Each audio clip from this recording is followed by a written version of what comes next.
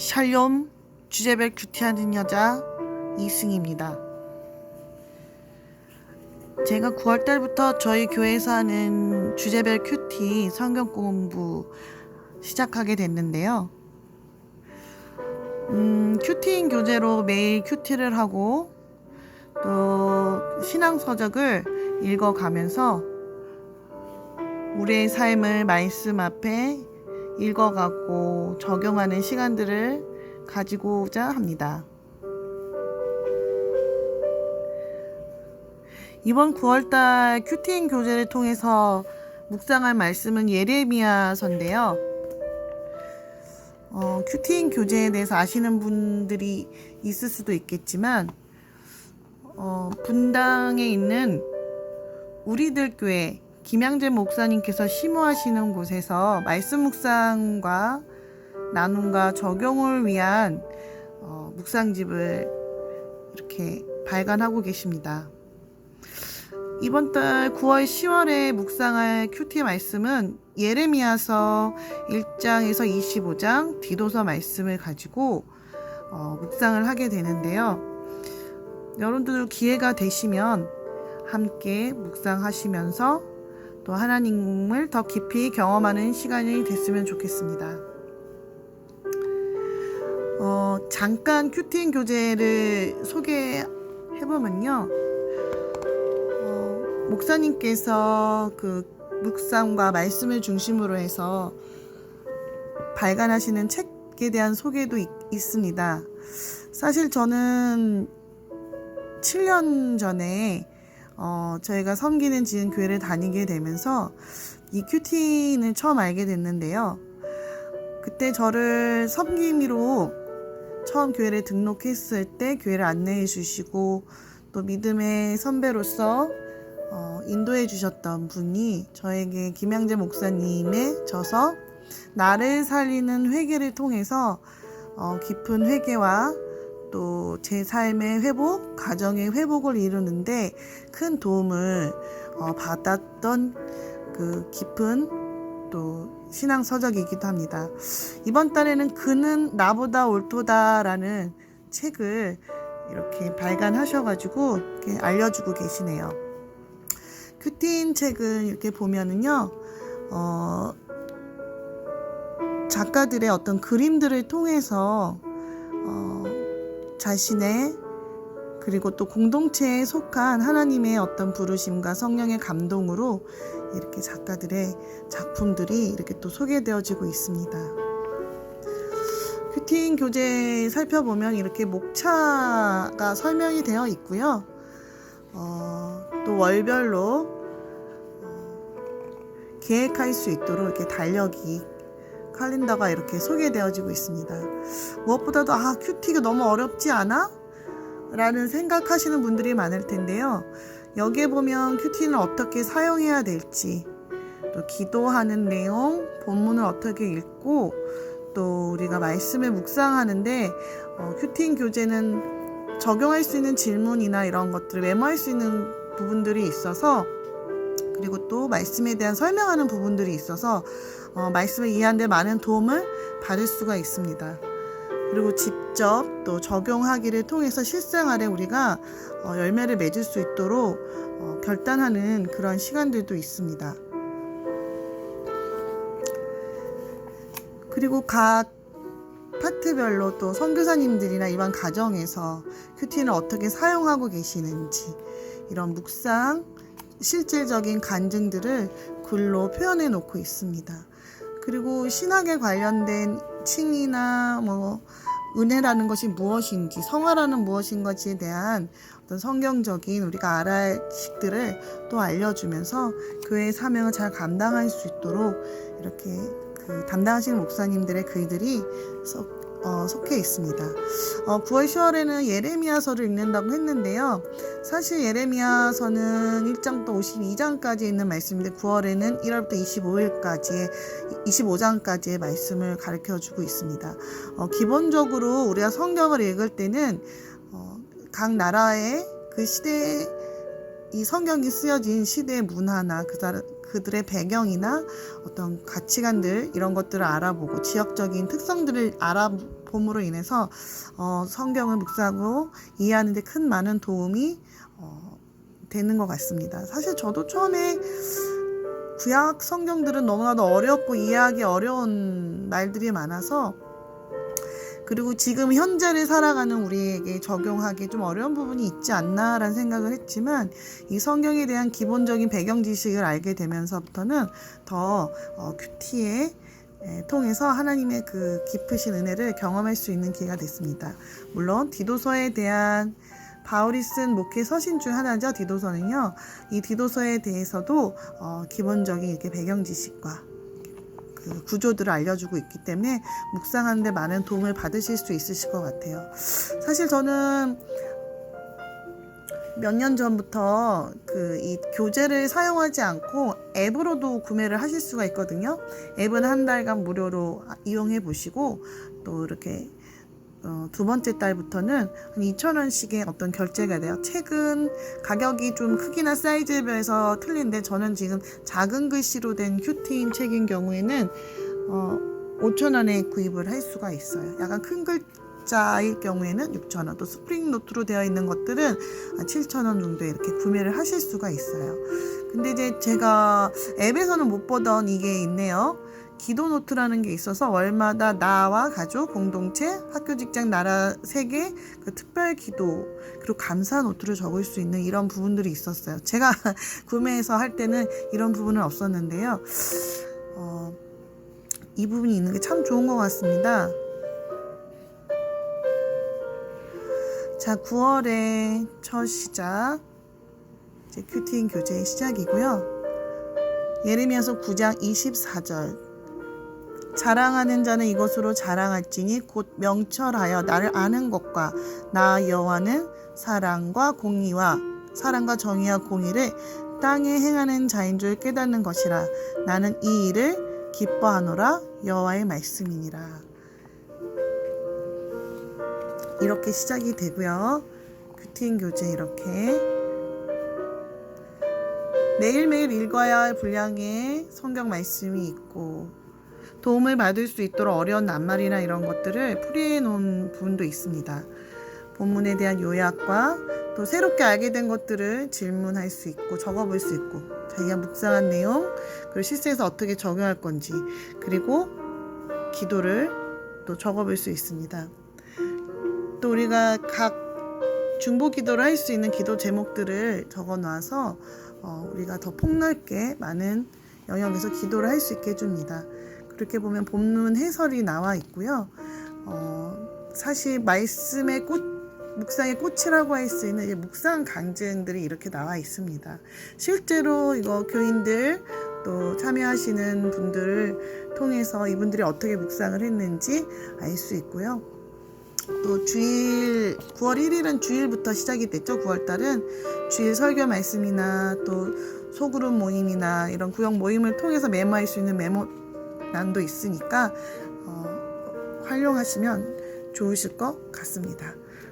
그리고 소그룹 큐티 나눔을 통해서 우리가 마음 열고 본문 이해하고 말씀 나누며 우리가 인생을 세계상의 가치관으로 해석하는 게 아니라 말씀의 구속사적 해석을 어떻게 할 것인지, 그리고 우리는 말씀으로 어떻게 기도할 것인지에 대해서 구체적으로 알려주고 있어서 처음 이제 말씀의 묵상을 하시거나 아니면 속으로 하시는 분들한테 큰 도움이 될 것 같습니다. 사실은 제가 유튜브 동영상을 한번 찍어보고 싶다라는 생각을 이전부터 했었는데요. 주제별 큐티를 하면서 또 책을 읽는 일도 많고, 또 누군가에게 또 이걸 전할 수 있는 기회가 있으면 좋겠다 생각이 돼서 한번 오늘 이렇게 급작스럽게 영상을 또 찍어보게 됐습니다. 저희가 주제별 큐티를 하면서 부부랑 같이 하게 됐는데요. 저희 남편이 속한 주제별 큐티반에서는 그 효과적인 간증이라는 내비게이터 출판사에서 나눈 소책자 시리즈 59권 이 책을 첫 주에 과제로 내어주셨어요. 데이브 노슨의 효과적인 간증.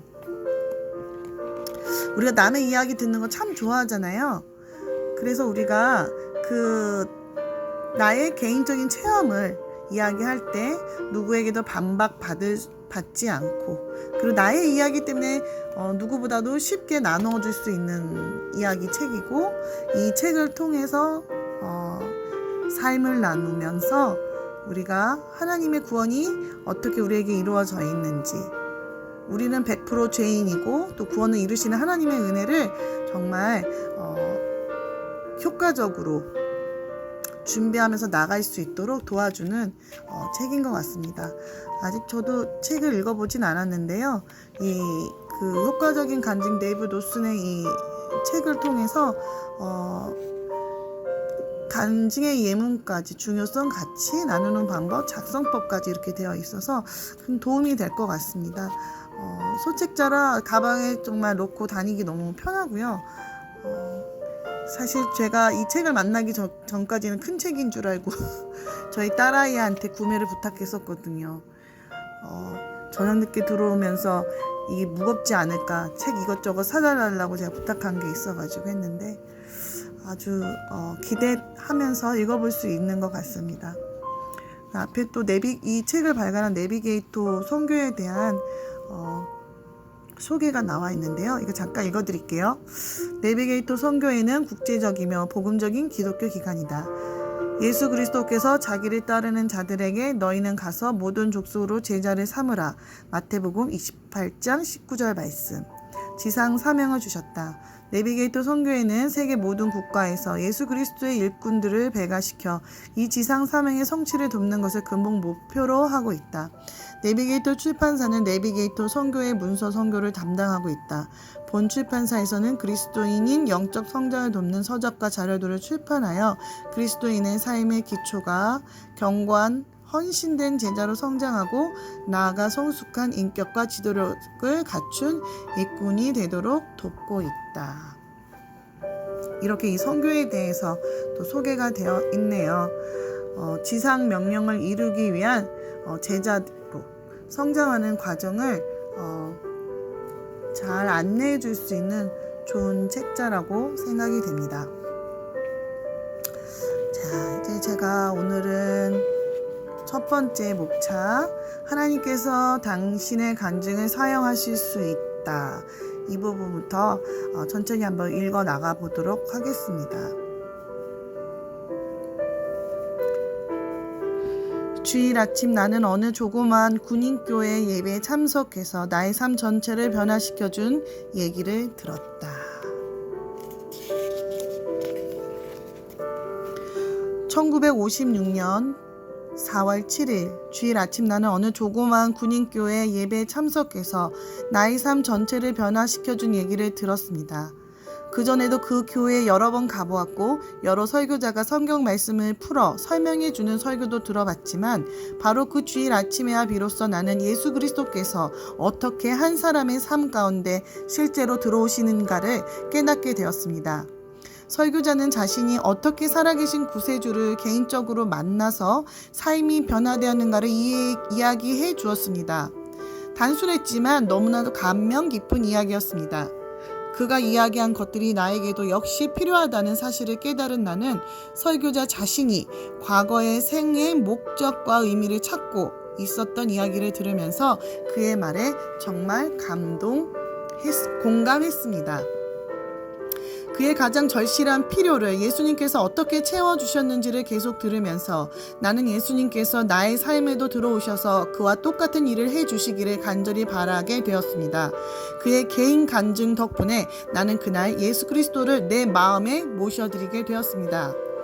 증인이란 단순히 자신이 보고 듣고 겪은 바를 공적으로 증언하는 사람입니다.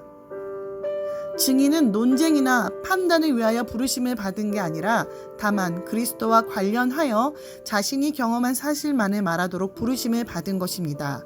그 설교자는 훌륭한 증인으로서 나를 그리스도께로 이끄는 일을 위하여 성경에 쓰임 받은 사람이었습니다.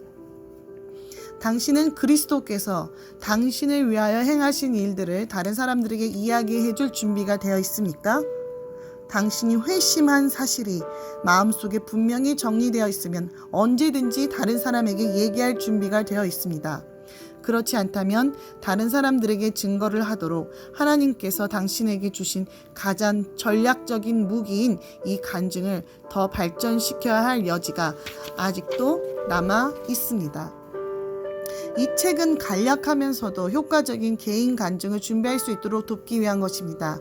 이 책에 나와 있는 지침에 따라 준비한 개인 간증은 기회 있을 때 당신이 그리스도를 더 잘 증거할 수 있게 해줄 것입니다.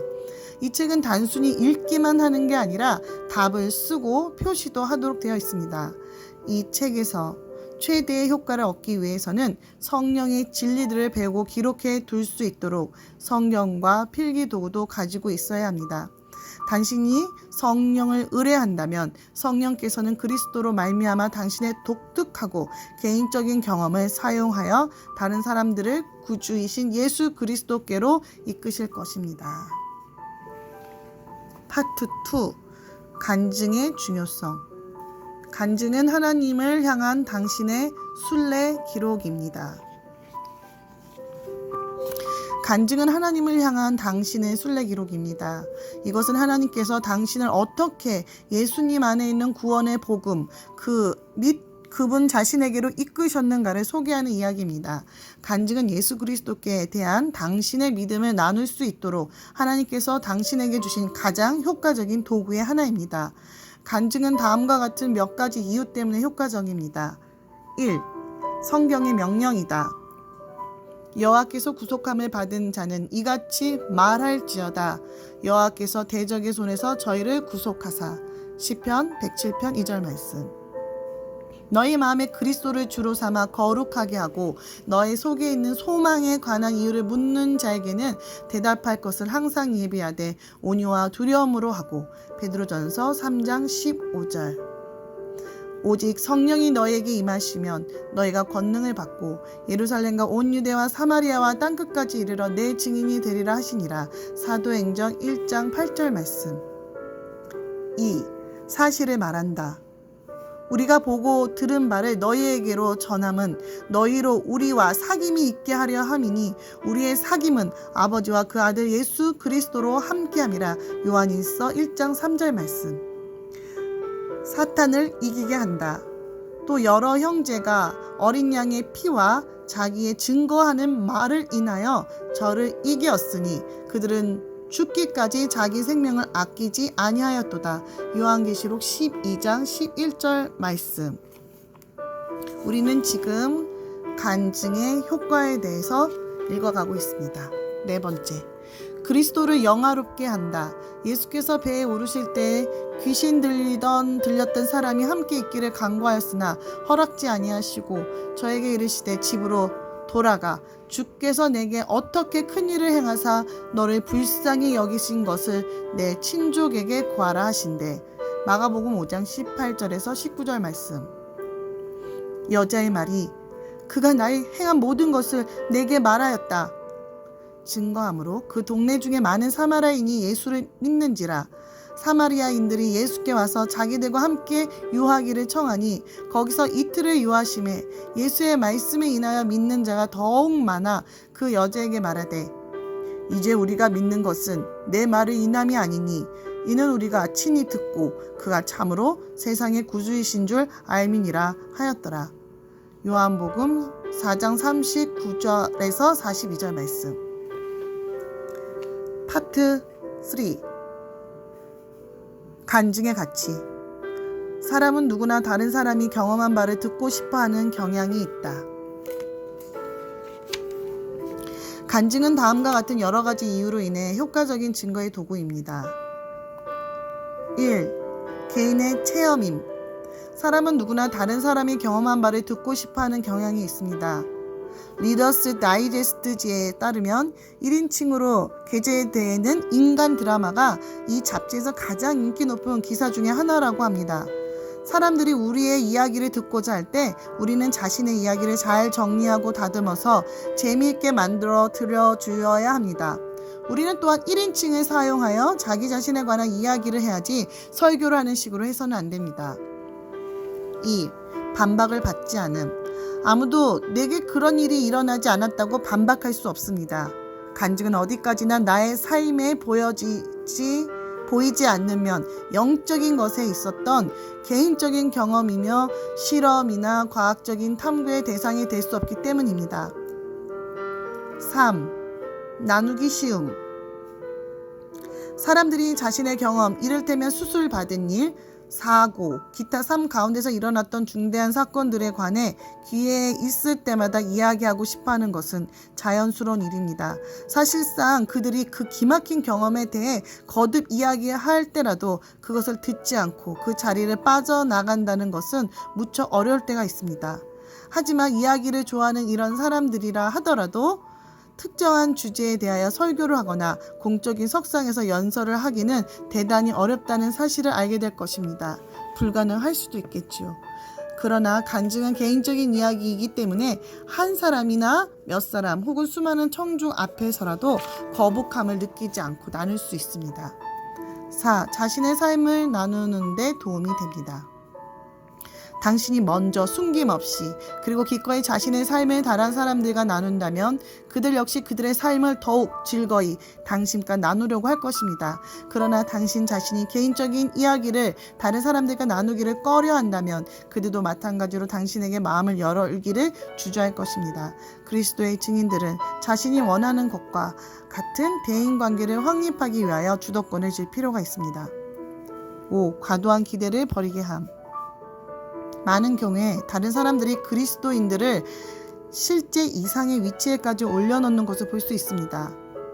그것은 우리가 마치 성인이나 되는 것으로 생각한 나머지 우리에게 완전한 삶을 기대합니다.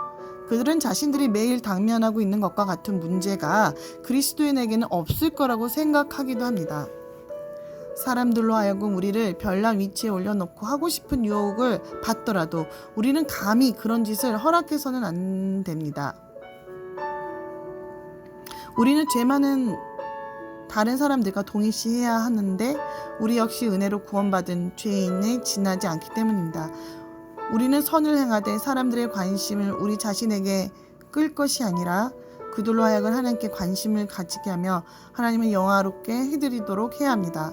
이같이 너희 빛을 사람 앞에 비치게 하여 저희로 너희 착한 행실을 보고 하늘에 계신 너희 아버지께 영광을 돌리게 하라. 마태복음 5장 16절 말씀. 아멘.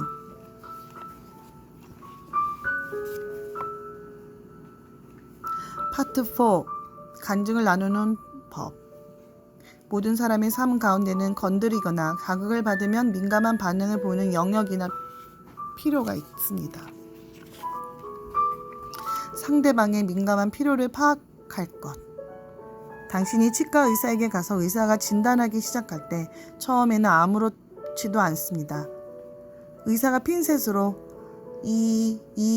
저희 건드리는 과정에서 갑작스레 쑤시는 듯한 아픔에 당신을 펄쩍 뛸 것입니다. 의사가 아픈 곳을 건드렸기 때문입니다. 이처럼 모든 사람의 삶 가운데는 건드려지거나 자극을 받으면 민감한 반응을 보이는 영역이나 필요가 있습니다. 그러나 사람들은 대개 이 필요를 알리고 싶어 하지 않으며 감추어 두려고 합니다. 그 민감한 필요를 너무나 잘 감추기 때문에 심지어 친구들이나 가족들에게도 그것을 알 수 없을 정도입니다. 그러나 누구에게든지 틀림없이 그런 필요는 있습니다. 하나님을 모르는 자들의 마음속에는 온전한 평강이 없다는 사실을 성경은 똑똑히 말해주고 있습니다. 오직 악인은 능히 안정치 못하고 그 물이 진흙과 더러운 것을 늘 쏟쳐내는 요동하는 바다와 같으니라. 내 하나님의 말씀에 악인에게는 평강이 없다 하셨느니라. 이사야서 57장 20절에서 21절 말씀. 우리가 전도할 때 이러한 민감한 필요를 감지하고 그것을 건드려 주는데 익숙해져 있으면 더욱 효과적으로 전도할 수 있습니다. 어떤 사람의 간증이 이 사실을 설명해 줍니다. 내가 예수님을 믿기 전에는 삶의 목적이나 목표가 없었기 때문에 삶에서 매우 심각한 문제를 느끼고 있었습니다. 나는 기도 없이 폭풍에 밀려가는 배와 같았습니다. 몇 사람이 내게 그리스도를 전하려고 애를 쓰긴 했지만 나는 전혀 흥미를 느낄 수 없었습니다. 그러나 어느 날 어떤 사람이 하나님께서 자기에게 어떻게 인생의 목표와 방향을 제시해 주셨는지에 대한 이야기를 하는 것을 듣고 나는 주님을 믿게 되었습니다. 이 사람은 나의 민감한 필요를 건드렸기 때문에 자연히 나는 그의 말에 귀를 기울이게 되었습니다. 내 문제에 대한 해결책만 있으면 나는 어떻게 해서든지 그것을 알아내고 싶었습니다. 그러면 어떻게 이 민감한 필요를 찾아낼 수 있습니까? 당신이 그리스도께로 돌아오기 전에 가지고 있던 문제에 대해서 잠깐 생각해 보십시오. 그리스도께서 당신의 삶 가운데로 들어오셨을 때 주님께서는 그 특별한 필요를 채워주셨고 그 문제는 더 이상 당신을 괴롭히지 않게 되었습니다. 아직까지 당신이 싸우고 있는 문제이긴 하지만 그리스도와 동행함으로 말미암아 점차 정복되고 있는 문제들을 생각해 보십시오. 당신의 삶 가운데 그리스도께서 채워주셨거나 현재 채워주고 계시는 3가지 영역을 기록해 보십시오. 민감한 필요의 일반적인 예를 들어 보면 다음과 같습니다. 생의 목적과 의미의 결여, 즐거움이나 행복이 없음, 고독과 공허함, 평안과 만족의 결여, 죽음에 대한 공포, 생에 대한 불만, 권태, 자신의 도덕 수준에 따라 살기가 불가능함, 결혼생활 문제, 죄악됨 습관에 사로잡혀 있음, 하나님과 다른 사람에 대한 쓴뿌리와 및 반발심, 두려움과 공포, 약물 남용 및 음주 문제, 죄의식, 좌절감 및 자기 비하, 도덕적 문제. 다른 사람에게 당신의 간증을 나눌 때 자신의 민감한 필요를 중심으로 간증하는 법을 배워야 합니다. 이렇게 함으로써 당신은 듣는 사람들과 일체감을 가질 수 있고 그 사람들 역시 당신과 일체감을 가지게 될 것입니다. 당신의 겪었거나 현재 겪고 있는 문제들은 다른 모든 사람들이 겪는 문제들과 다를 바가 없습니다. 사람이 감당할 시험 밖에는 너에게 당한 것이 없나니 오직 하나님은 미쁘사 너희가 감당치 못할 시험 당함을 허락지 아니하시고 시험 당할 쯤에 또한 피할 길을 내사 너희로 능히 감당하게 하시느니라. 고린도전서 10장 13절 말씀. 당신이 자신의 문제를 솔직하게 인정할 때 비로소 사람들은 당신을 진실하며 자신들이 가까이 할 수 있는 사람으로 보게 되어 자신들의 민감한 필요를 당신에게 이야기할 수 있게 될 것입니다. 어떤 문제를 극복한 적이 있는 사람이 같은 문제 가운데 있는 사람들을 가장 잘 도울 수 있다는 사실은 누구나 인정하는 사실입니다. 문제를 극복한 사람들을 보는 것만으로도 희망을 가지게 될 것입니다. 알코올 중독 치료 협회나 체중 조절자 협회와 같은 단체가 매우 효과적인 활동을 할 수 있는 것도 이런 이유 때문입니다. 어떤 사람에게 간증을 나누기 전에 먼저 그와 민감한 필요가 무엇인지 알아내려고 노력해야 합니다. 그런 다음 그에게 공감을 일으킬 수 있도록 간증 가운데서 그런 문제와 연관지어 그리스도께서 당신의 그 문제의 해결을 어떻게 도와주셨는지를 나누어야 합니다. 그의 문제를 완전히 공감할 수 없을지 모르나 최소한 일반적인 방향만은 제시할 수 있을 것입니다. 이를테면 당신의 간증을 듣고 있는 사람이 최근에 해고를 당하여 죄의식과 실망, 고독에 사로잡혀 있는 사람이라고 합시다. 당신 자신이 해고를 당해본 적이 없다고 하더라도 그런 감정을 경험한 적은 있을 것입니다. 그렇다면 이런 식으로 말해줄 수도 있습니다. 여보게, 난 자네가 겪은 것과 똑같은 일을 겪은 적은 없네만 내 삶 가운데도 수많은 문제가 한꺼번에 밀어닥쳐 고독해지고 죄의식과 좌절감에 사로잡혀 있으면서도 아무런 해결책을 얻지 못하고 방황하였던 적이 있다네. 거기서부터 시작하여 계속 당신의 간증을 나눌 수 있을 것입니다. 예수님께서는 다른 사람들의 민감한 필요를 감지하는 데 대가이셨습니다. 요한복음 4장에서 우물가의 여인은 예수님께서 그녀의 도덕적인 면의 잘못을 지적하셨을 때 반응을 나타내었습니다. 누가복음 18장에서 관원이었던 부자 청년을 물질주의와 재산 문제가 제기되었을 때 그것이 민감한 필요이었음을 보여주었습니다. 니고데모 요한복음 3장에서도 예수님께서 종교성이란 문제를 건드리시면서 그것을 충분치 않다는 사실을 지적하셨을 때 반응을 보였습니다. 네가 거듭나야 한다. 우리를 예리하고 분별력 있게 만들어 주시도록 하나님께 기도하면 하나님께서는 우리를 도와 사람들의 필요를 발견할 수 있도록 해주실 것입니다.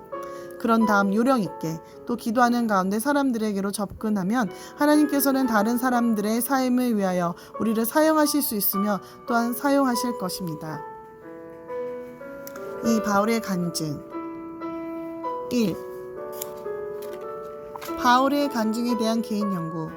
사도행전에는 바울이 행한 간증이 2번 기록되어 있는데 이 간증들은 우리 자신의 간증을 개발시키는 데 도움이 되는 훌륭한 본을 제시해 줍니다.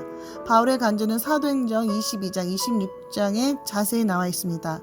사도행전 22장에서 바울은 3차 전도 여행에 돌아온 직후 자신의 전도를 반대하는 유대인들에게 폭행을 당하고 로마군 앞에 끌려갔을 때 군중들 앞에서 개인 간증을 통하여 자신을 변호했습니다. 그 후 바울은 유대인의 반대가 점점 커져서 투옥되었다가 바울의 말을 듣고자 하는 아그리빠 왕 앞에 끌려나가 다시 한번 이 개인 간증을 함으로써 자신의 입장을 변호하게 되었습니다. 그 내용이 사도행전 26장에 기록되어 있습니다. 바울의 간증에서 배울 점을 살펴보기 전에 먼저 당신 스스로 바울의 간증을 연구해 보십시오. 사도행전 22장과 26장을 주의 깊게 읽고 다음 질문들에 답하십시오. 기록할 난이 부족할 경우에는 다른 종이에 기록하십시오. 배경을 파악하기 위해 사도행전 21장, 22, 21, 23, 24, 25장을 같이 읽으면 더 재미있고 유익한 공부를 할 수 있습니다. 첫 번째 질문. 바울은 군중들이 자신의 말에 기꺼이 귀를 기울이도록 하기 위하여 어떻게 그들의 관심과 주의를 사로잡았습니까?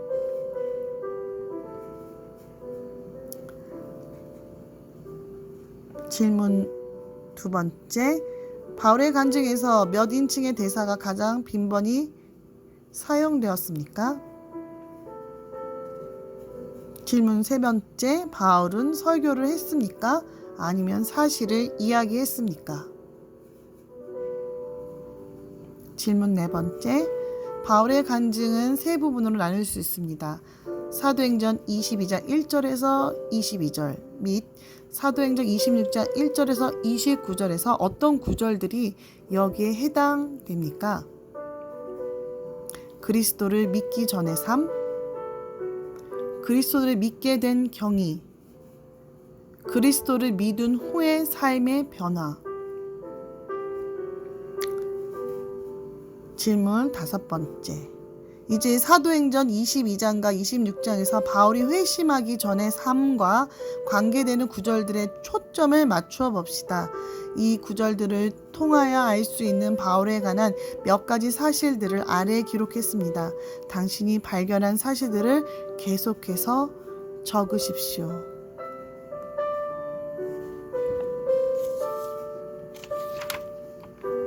질문 여섯 번째. 앞의 목록들을 사용하여 변화되기 전에 바울의 삶을 50어절 내로 요약하십시오. 이때 당신이 바울의 입장에 서서 1인칭을 사용하도록 하십시오. 아래에 첫 시작을 써놓았습니다. 여러분, 나는 다소송 출신이지만 예루살렘에서 가말리엘로부터 교육을 받았습니다.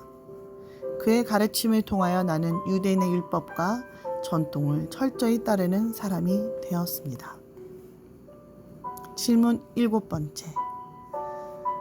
다음에 22장과 26장에서 바울의 회심을 묘사하고 있는 구절들을 살펴봅니다. 질문 다섯 번째에서 한 것처럼 바울이 그리스도를 만나게 된 경위와 관계되는 사실들을 열거하십시오. 질문 여덟 번째. 당신이 찾아낸 사실들을 기초로 하여 바울의 회심을 요약하되 다음 문장에 이어 50어절 내로 완성하십시오. 질문 아홉 번째. 질문 다섯 번째와 일곱 번째에서 한 것처럼 바울이 그리스도를 믿은 후의 변화에 관계되는 사실들을 전부 열거하십시오. 질문 10번째. 그리스도를 믿기 전과 믿은 후의 사울의 삶을 비교해 보십시오. 하나님께서 그를 어떻게 변화시켰는지 주목하십시오. 앞에서처럼 1인칭을 사용하여 믿은 후의 그의 삶에 대해 당신이 찾아낸 사실을 50어절 내외로 요약하십시오. 이어서 우리 자신의 간증문을 작성할 때 우리는 사도 바울이 사용한 방식을 따라 자신의 변화를 세 부분으로 나누어 정리하게 됩니다. 그리스도를 믿기 전의 삶, 그리스도를 믿게 된 경위, 그리스도를 믿은 후의 삶의 변화. 바울의 간증에서 배울 점. 앞에서 미리 언급하였듯이 사도행전에는 바울이 행한 간증이 2번 기록되어 있는데 이 간증들은 우리 자신의 간증을 작성하는 데 도움이 되는 훌륭한 본을 제시해 줍니다. 첫 번째 간증은 자신을 죽이려고 폭도들 앞에서 행한 것으로서 사도행전 22장에 기록되어 있으며, 두 번째 간증은 아그리빠 왕과 로마 총독 베스도 앞에서 행한 것으로 사도행전 26장에 기록되어 있습니다. 바울은 이 2번의 간증에서 자신의 이야기를 3부분으로 나누어서 서술하고 있습니다. 그리스도를 믿기 전의 삶, 그리스도를 믿게 된 경위, 그리스도를 믿은 후의 삶의 변화. 여기서는 22장의 간증을 통해 우리가 배울 점을 정리해 보도록 하겠습니다.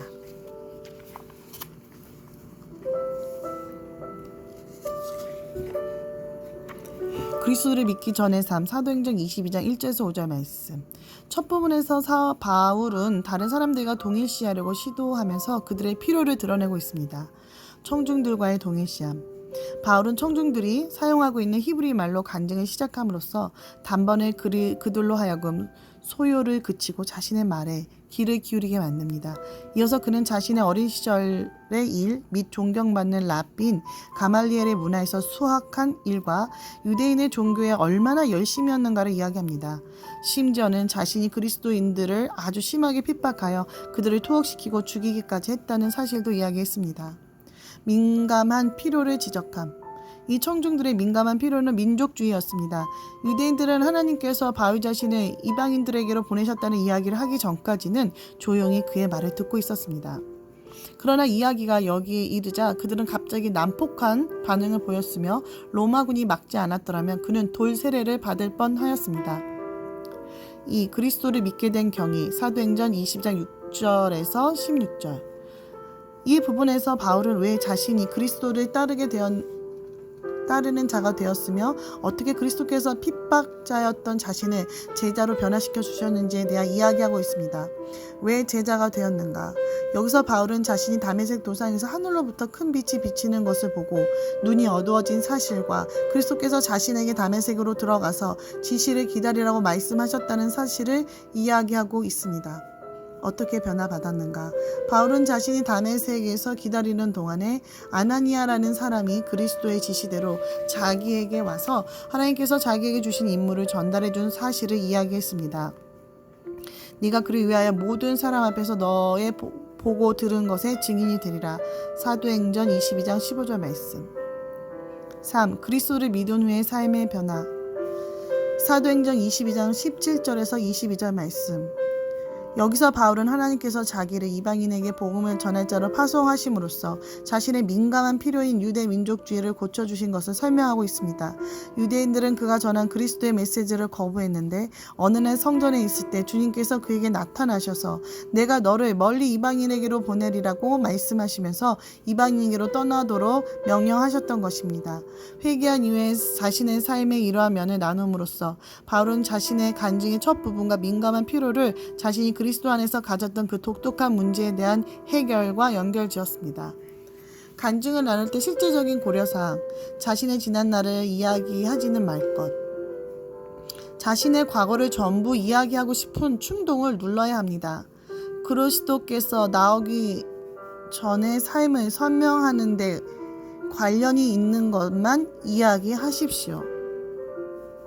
민감한 필요 몇 가지를 건드려 본 후 자신이 어떻게 그리스도께로 나오게 되었는지와 그분이 어떻게 당신의 민감한 필요를 해결해 주셨는지를 분명하게 사실 그대로 말하십시오.